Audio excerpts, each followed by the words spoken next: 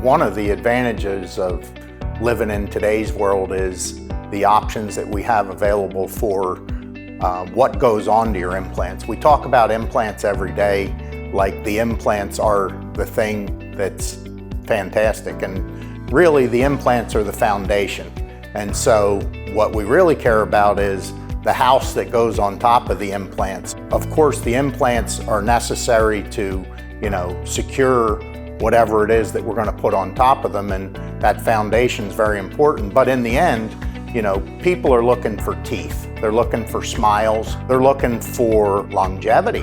They're looking for it to last. And so what's really great about being in this business today is we have so many different choices. There are restorations that attach to implants that can be removed. You can take them in and out.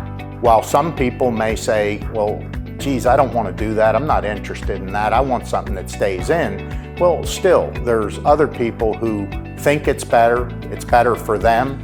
Maybe it's at a little lower price point, and that's appealing to them. Anytime you have parts that are moving on each other, they may require a little bit more maintenance, and it's important to know that. Again, using a house analogy, you could have Formica countertops, you could have granite countertops, you could have marble countertops, and they all have a different price point, they all have a little different look and feel and how you take care of them.